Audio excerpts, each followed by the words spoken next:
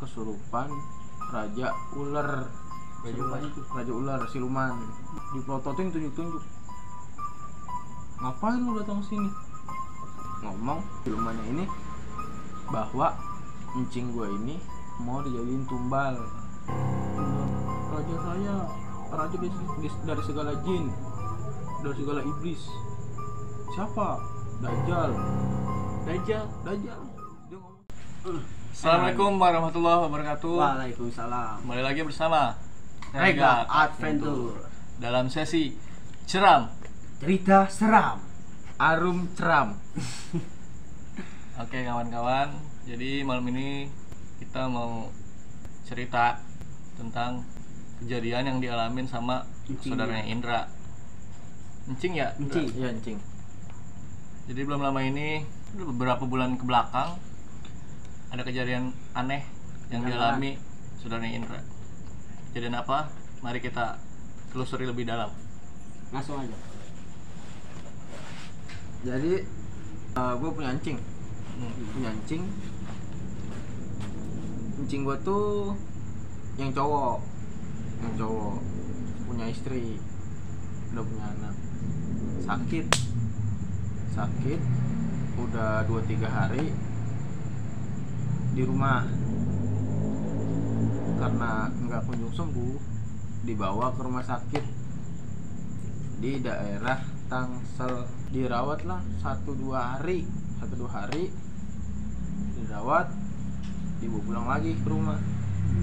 Udah 2-3-4 harian di rumah. Nah semenjak malam kedua dibawa ke rumah tuh bang, terjadi kejadian aneh lah, kayak kesurupan malam pertama tuh. Biasalah orang-orang yang suka nonton di acara-acara TV gitu tuh, kesurupannya masih biasa, masih gampang lah, masih bisa ditangani. Malam pertama, malam kedua sama. Kesurupan lagi malam kedua. Malam ketiga dari abis Isya kesurupan lagi. Nah malam ketiga ini kesurupannya beda. Bedanya? Kesurupan raja ular. Raja ular siluman. Siluman raja ular. Iya, yang siluman sendiri yang ngomong nih. Dia mengakui bahwa dirinya tuh raja ular. Dirinya tuh raja ular. Dari gesturnya sih emang kayak ular. Gerakannya kayak ular begini begitu.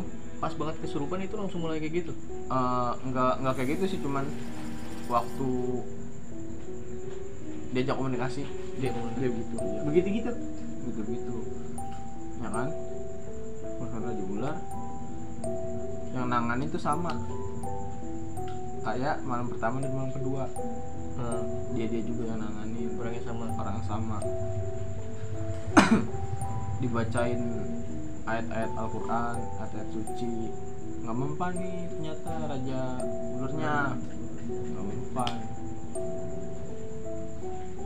Ternyata itu raja ular lebih jago baca Al-Quran. Ayat suci dia jago. Dia sampai ngomong, kamu bacain satu Al-Quran juga saya nggak bakalan keluar, saya lebih hafal dari kamu. Kata siluman itu dia ngomong gitu.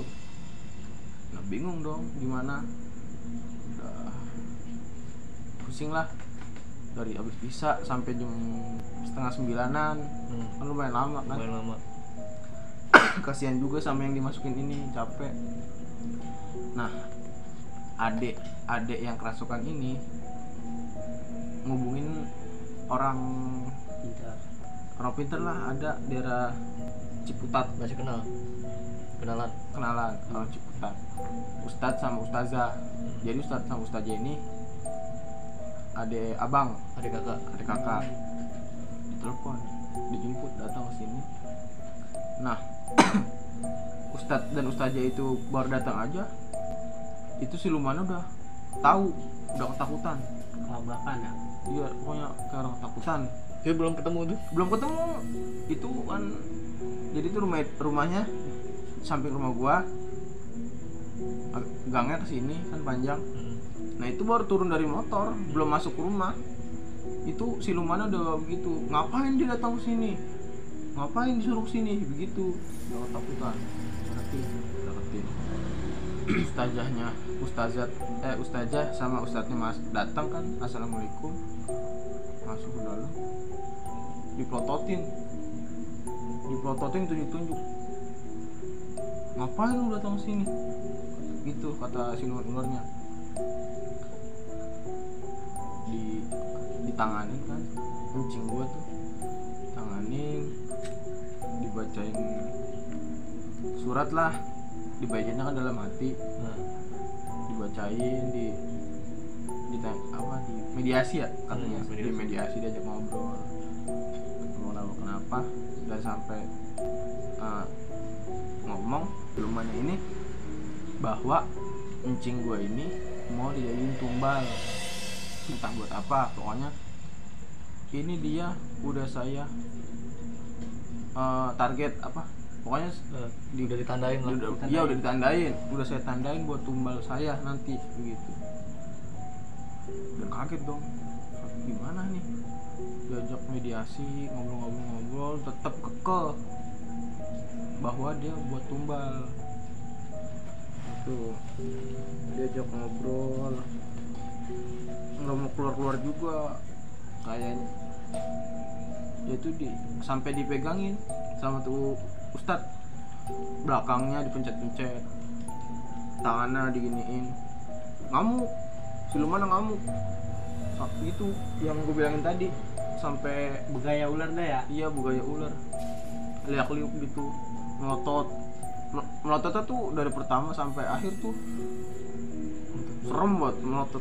Bukan melotot manusia. Bukan melotot manusia kan, kalau orang kan marah melotot tuh gitu ya. Ini bener-bener Beda. kosong tapi melotot. Dia teriak-teriak minta tolong. Tolong gimana? Tolong saya, raja, tolong saya gitu, tolong hambamu. Si raja ular ini punya raja lagi. Dia ngomong, teriak-teriak minta tolong. Ditanya, siapa raja kamu? Kan sama ustadznya. Ngapain kamu minta tolong? Katanya kamu raja, begitu. Saya minta tolong sama raja saya. Siapa raja kamu? Kan ditanya. Raja saya, raja dari segala jin, dari segala iblis. Siapa? Dajjal. Dia ngomong gini, Dajjal rajanya. Katanya, tolong cucumu gitu, tolong hambamu, tolong cucumu. Dia ngomong gitu silumannya. Segala apa yang disebut. Iya, segala apa yang disebut. Itu dia berontak kan, nggak mau dikeluarin karena kayak yang dia ngomong pertama bahwa encing gua tuh mau diajak Jadi tumbal. Nah, selagi ustadznya nanganin encing gua nih bang, dia tuh ustadznya bantuin doa, di sampingnya bantuin doa. Nah, dia tuh kayak ngerasa nih rumah ini kok hawanya beda. Nah, selagi ustadznya nanganin encing gua, dia ke belakang terus tiap ruangan liatin sama dia. Diperiksa lah, pokoknya gue nggak ngerti diapain sama dia, dibacain ayat-ayat suci mungkin. Nah, dia masuk ke kamar, dia entah apa, terawang mungkin ya, kayak sampai satu titik terawangnya tuh di tengah-tengah kamar, kalau nggak salah belum diubin kamarnya, masih diaci, masih acian. Dia ke tengah tuh, diraba-raba sama dia kan. Nah, ternyata dia bilang itu di bawah itu ada apa, tahu gue lupa waktu itu. Ada sesuatu pokoknya yang nggak diketahui dah ya. Yang nggak diketahui, entah barang apalah gitu, gue nggak tahu, gue lupa. Pokoknya dia bilang yang bikin hawa rumah itu gak enak ada di situ. Kalau nggak salah sih udah ditarik sama tuh ustazah, ditarik udah balik lagi bantuin ustadznya balikin apa kucing gua nih. Itu gua baru kali itu tuh kan, biasanya cuma nonton di TV apa cara nyadarin orang pakai ilmu dalam kan, tenaga dalam. Pokoknya seru dah. Bener-bener gerakannya emang bener-bener kayak bener-bener gitu kayak tapi ya setannya apa silumannya itu kayak kesakitan, minta tolong, minta ampun gitu dah. Pokoknya seru sedih, gimana sih namanya keluarga begitu. Kucing. So umur baru ngeliat itu, nggak bakal gue lupa tuh kejadian itu. Nah akhirnya sampai jam berapa, jam 12-an, jam 12 lewat, tengah malam akhirnya alhamdulillah balik lagi Udah semula sadar kucing gua. Kayaknya sih silumannya itu dianterin kalau nggak salah, pulangnya itu dianterin ke tempat semula. ke rumah sakit itu. Ya itu ular sebenarnya dari mana asalnya? Pas ditanya sama si ustadz itu. Oh, siluman itu sih ngomong waktu itu ikut dari rumah sakit, tapi bukan dari rumah sakitnya, dari pohon gede yang ada di rumah sakit. yang ada di rumah sakit itu, entah kalau nggak salah pohon beringin apa pohon mangga gitu. Berarti bener-bener ya masih ruang lingkup rumah sakit. Iya lah masih ya? daerah rumah sakit itu. Kalau nggak salah di parkiran yang dia Pohonnya, bilang, pokoknya di parkiran gede. Dan siluman itu bilang, kenapa encing gua mau jadiin tumbal? Katanya sih encing gua sering kesepian. Pas di rumah sakit. Ya pokoknya apa? Sering sendiri lah. Berarti itu ular apa ngawasin encing lu dong pas di rumah sakit itu? Kayaknya Nggak mungkin ada encing lu doang kan di situ. Pasti banyak pasien ya, pasti lain banyak. kan. Iya. Kenapa encing lu gitu yang ditandain Iya, yang gitu sama di dia? ngeliatin sama dia gitu. Oh. Kalau nggak salah sih katanya encing gua itu iga jarang. Encing lu juga jarang juga. Juga jarang encing gua. Jadi emang gampang kerasukan juga sih orang. Sebelum kejadian itu emang Dulu pernah. dulu pernah ke Tapi yang paling ekstrim tuh sekarang. yang paling ekstrim itu kemarin itu. Itu yang kemarin yang Iya, udah jalur itu. yang sampai dipanggilin ustaz aja itu sebelumnya kerasukan paling dibacain surat Kalau Al-Quran. biasa langsung Bisa sadar. Kalau itu beda ya. Kalau itu beda, orang sampai lemes banget sampai kayak kosong pikirannya itu. Saya nggak tahu dia ada di mana. Pas terakhir baru sadar. Pas lagi Bingung. bingung. Dan setelah itu alhamdulillah. Dan itu sih karena sehabis kejadian itu ustadz dan ustazahnya masih sering kontrol Baru keadaan. ya kontrol encing gua keadaannya gimana ya, sampai sekarang alhamdulillah udah mendingan. Udah nggak kesurupan lagi ya. Iya. Gue juga tuh waktu itu yang pas encing lu kejadian gitu. Jadi itu gue dulu sempat kan dari rumah temen gue ya. Gue main dari rumah temen gue. Ya rumahnya nggak jauh dah dari rumah gue, masih saudara.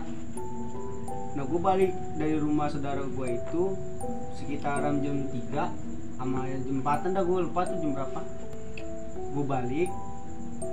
Nah gue kan kalau balik tuh suka celangak celinguk kalau nggak. Celangak celinguk.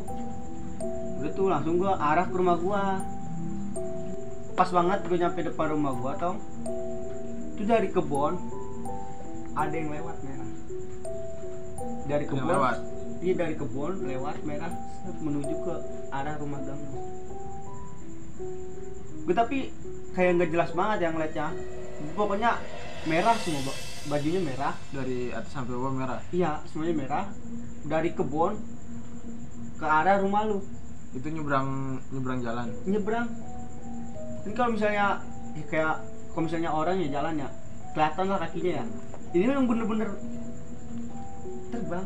Tapi lu ngeliat mukanya nggak? nggak ngeliat mukanya, dia pokoknya arahnya ke gang lu itu. Jadi gue ngeliat kayak sampingnya doang, kayak orang jalan gitu. Gue tegesin, kata apa saudara lu ya kan gue. Tapi kalau saudara lu mah kan ya gue nggak mungkin gitu ya, karena itu emang bener-bener gue ngeliat gampang. Ada kali sekitaran semana ya, nggak ya segini apa lebih tuh udah. Gue emang tinggi, dia melayang set. Gue liatin. Nah gue ngeliatin itu sampai lama di depan rumah gue liatin kayak. Kalau nungguin. Iya gue nungguin, gak tau kenapa gue nungguin kan. Nah udah lama gue sadar, kok gue masih di luar gitu. Udah tuh akhirnya gue masuk, cuci kaki, tidur. Nah pas gue bangun tuh, pas gue yang gue alami semalam tuh kayak mimpi, bener-bener kayak mimpi. Tapi gue ngeliat asli, Itu nyata, bener-bener. kejadiannya setelah Kejadian, kencing gua apa gimana itu? kalau nggak salah pas kencing lu masih kena. Masih sakit ya, kesurupan sakit, ya? ya. Kalau itu, tunggu itu mas bener-bener jelas tuh nggak. Jadi for your information kawan, rumahnya Randy tuh nggak jauh ya dari rumah Yantong. Jadi kalau misalnya Randy ada di depan rumahnya nih, depan rumahnya Randy kan jalan. Kalau misalnya ada di depan rumah Randy ke arah rumah Tong itu masih kelihatan orang. Masih kelihatan. Beberapa meter ya. Waktu ustadz dan ustazahnya masih kontrol kencing gua tuh ada lagi kejadian lagi. Nah itu kejadiannya sama keluarga gua. Masih keluarga nih. Keluarga sih, ponakan gua soalnya. Ponakan gua. Jadi ponakan gua tuh cewek, anak kecil umur 3-4 tahunan lah. 3-4 tahunan. Keluarga nih apa ya? Heran lah. Nih kok anak udah 4 tahunan badannya gitu aja, nggak gede-gede, kurus, kecil. Pokoknya heran lah, nggak seperti pertumbuhan anak Yang biasanya pada umumnya. Teman-temannya tuh dia udah pada gede, gemuk badannya, agak tinggi. Nah ponakan gue segini agak kecil badannya, kurus. Dan waktu ustazah datang kontrol tuh, kakak gue inisiatif kan ngurut. Emang ustazah itu bisa ngurut juga, diurut itu ponakan gue. Waktu ponakan gue diurut,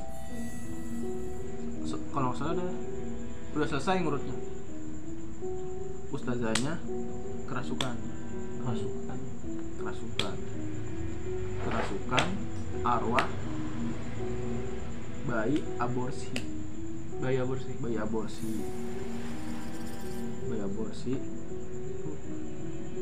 Ditanya-tanya kan sama, kalau nggak salah sama kakak gua, pokoknya sama orang-orang yang waktu itu nyaksiin ponakan gua di situ ya. iya, waktu diurut ditanya kan, kenapa suka ngikutin apa, maksudnya kenapa ngikutin ponakan gue ini, katanya. Ternyata ponakan gue tuh yang bikin dia nggak bisa tidurnya malam gitu, Mas. Dari jam 10 harusnya kan anak-anak sebentar itu kan jam 9 jam 10 udah tidur kan. Kalau ponakan gue jam 9 jam 10 tuh matanya tuh masih melek sampai pagi tuh, main HP lah, si aktif banget malah kalau malam. Kalau siang dia tidur ya kan. Ditanya tuh apa, arwah bayi aborsi nyakatnya, dia tuh suka nemenin ponakan gue main kalau malam. Pokoknya tuh dia bilang kok semenjak dia ngikutin ponakan gue tuh apa-apa berdua, kayak makannya ponakan gue dia ngikut minum, ngikut makan dia, ngikut minum.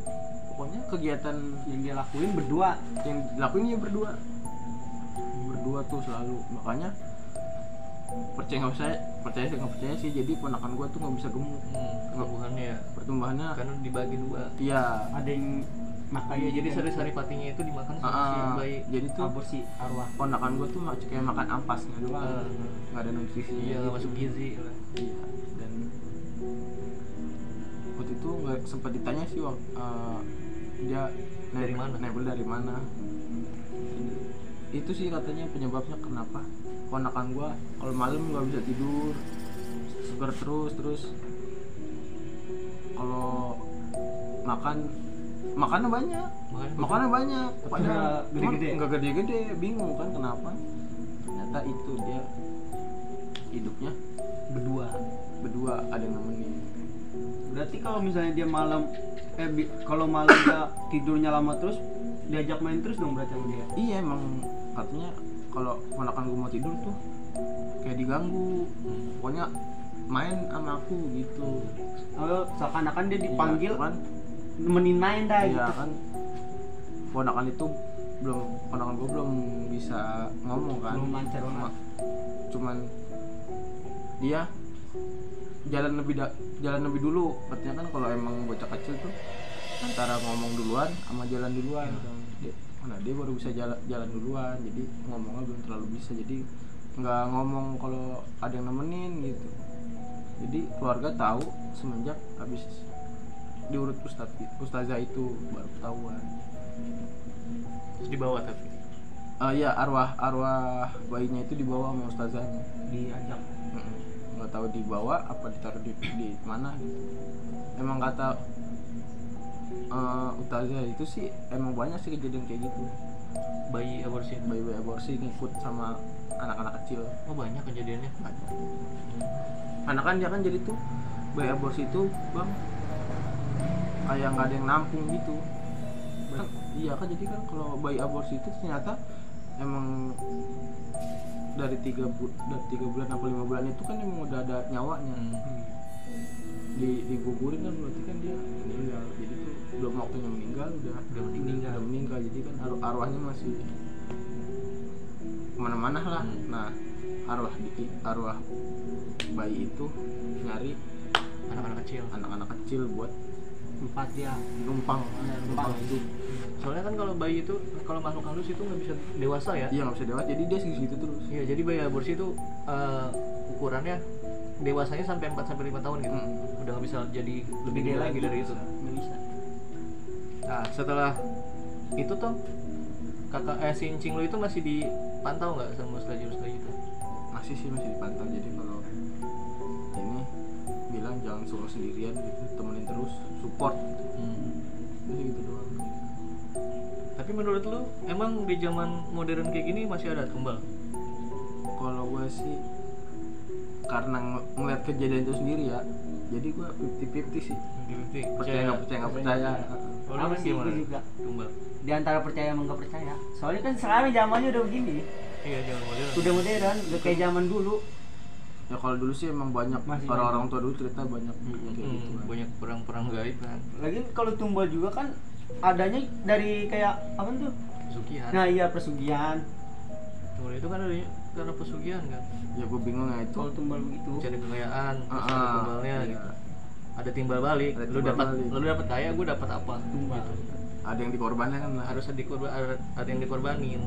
Bingung bicarain itu. Bingungnya ini tumbalnya itu buat rumah sakit. Buat rumah sakit. Nah. Udah gitu random kan. Random. Siapa aja bisa kena dong. Siapa aja bisa kena. Emang siluman itu bilang katanya emang sering Ada korban. ada korban. Dia yang ambil. Dia yang ngambil. Dia yang bawa. Dia yang bawa. Narikin dari rumah sakit itu. Iya, dari rumah sakit. Jadi orang sakit datang ke rumah sakit itu Sembuh. bukan sembuh, meninggal. Meninggal di tempat. Tinggal di situ. Nah karena mungkin kencing gua sakitnya cuma sakit biasa, Nggak berat ya? nggak berat. Ya, katanya sih emang mungkin kencing gua iga jarang mungkin. Iya bisa jadi. Kalau lebih jarang mah Jadi kan sering. Katanya sih kalau iga jarang kan gampang dirasukin. gampang banget. Tapi lucu juga sih kalau menurut gua. Lucunya Ya itu tumbal. Kita nggak ngedapetin apa-apa loh dari situ. Iya. Kecuali kita Ngelakuin sesuatu, Nah. kita perjanjian sama setan, gua dapet kekayaan, gua ngasih lu tumbal gitu kan. mungkin kan Ada untungnya dong buat gua kalau kita misalkan di rumah sakit. Lucu dong kita kalau jadi tumbal. Tiba-tiba. Salah kita apa gitu. Iya, Kita tiba-tiba nggak dapet aja apa-apa. gitu. Ya, mungkin kan yang punya perjanjian itu yang pihak rumah sakit. Masa sih lucu dong kalau kayak gitu. Dari yang punya rumah sakit numbalin orang lain gitu. Ya kan itu kan walau alam kan kita nggak Iya tahu. sih. Kalau buat teman-teman semua nih, kalau misalnya nonton video ini, menurut kalian tumbal itu apa sih? Ada nggak sih tumbal yang kayak gitu dari Iya. pihak kedua gitu, bukan pihak pertama? Kalau misalkan gua dari pihak pertama sama setan gitu kan, Ada perjanjian. iya, ada perjanjian, mau nyari kekayaan, pasti kan dari orang pertama nih, dari gue sendiri pasti gue ngorbanin sesuatu kayak dari pihak keluarga gitu kan, tumbal. Kalau ini kan dari rumah sakit, beda. Menurut kalian gimana? Coba nanti ditulis di komen Bagi yang tahu, bagi yang tahu, karena gue juga sih penasaran juga. sama gue juga baru dengar. Ini kalau pesugihan kalau tumbal itu kan adanya dari pesugihan ya kan. Ini tiba-tiba aja gitu dari rumah sakit. Nggak jelas. Ditarik aja pengen jadi tumbal. Asal usulnya gitu nggak tahu. Iya, kasihan. Cukup sekian sesi cerita seram pada malam ini. Jangan lupa tinggalin komen ya buat kawan-kawan, tumbal itu apa sih sebenarnya. Iya. Ya kita akhirin aja ya Iya. cerita pada malam ini. Kita dari Regal Adventure undur diri. Salam lestari.